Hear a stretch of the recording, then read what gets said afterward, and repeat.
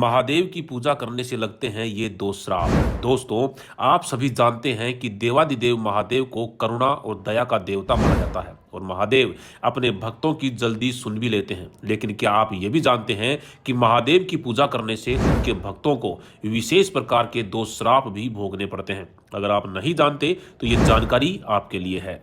दोस्तों, पौराणिक कथा के अनुसार एक बार राजा दक्ष ने सृष्टि के कल्याण के लिए एक विशाल यज्ञ का आयोजन करवाया, जिसमें सभी देवी देवताओं को भी आमंत्रित किया गया था। उस विशाल यज्ञ में सभी देवी देवता निश्चित समय पर पहुंच गए। वहीं भोलेनाथ और माता सती भी यज्ञ में शामिल होने के लिए पहुंचे, लेकिन भोलेनाथ ने राजा दक्ष को प्रणाम नहीं किया, जिस वजह से दक्ष भोलेनाथ पर क्रोधित हो गए और उन्होंने भगवान शिव को श्राप दे दिया। प्रजापति दक्ष ने कहा कि आगे से शिव जी किसी भी यज्ञ का भाग नहीं बनेंगे।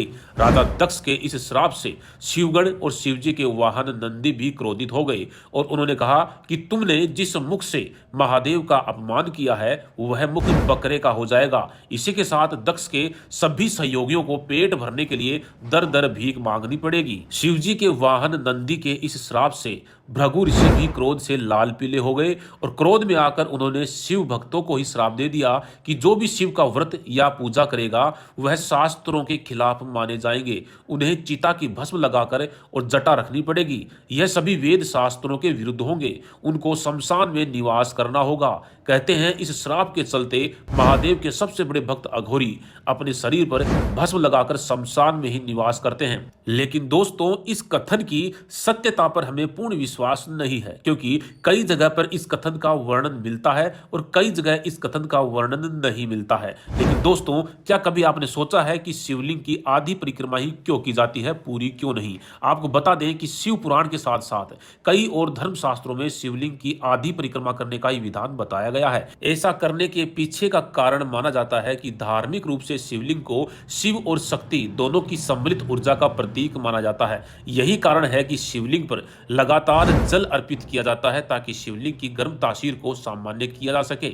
इस जल को अत्यंत पवित्र माना जाता है और यह जल जिस मार्ग से निकलता है उसको निर्मली या जलाधारी कहा जाता है। शिवलिंग की निर्मली या जलाधारी को भूल से भी कभी लांघना नहीं चाहिए, अन्यथा इससे घोर पाप लगता है। शिवलिंग की जलाधारी को ऊर्जा और शक्ति का भंडार माना गया है। अगर शिवलिंग की परिक्रमा करते समय कोई इसको लांघ जाए तो मनुष्य को शारीरिक परेशानी के साथ ही शारीरिक ऊर्जा की हानि का भी सामना करना पड़ सकता है। धर्म शास्त्रों में कहा गया है कि शिवलिंग की पूर्ण परिक्रमा से शरीर पर 5 तरह के विपरीत प्रभाव पड़ते हैं। इसलिए शिवलिंग की सदैव ही अर्धचंद्राकार परिक्रमा ही करनी चाहिए। शिवलिंग की परिक्रमा करने के कुछ नियम भी हैं, जैसे किसी भी देवी देवता की परिक्रमा दाईं ओर से की जाती है, जबकि शिवजी की परिक्रमा बाईं ओर से की जाती है। इसके बाद जलाधारी से वापस दाईं ओर से लौटना होता है। शिवलिंग पर भूल से भी मेहंदी, हल्दी, कुमकुम, तुलसी पत्र और केतकी के फूल जो है नहीं चढ़ाने चाहिए। साथ ही इस बात का भी ध्यान रखना चाहिए कि भगवान शिव की पूजा करते समय आपका मुख दक्षिण दिशा की ओर होना चाहिए।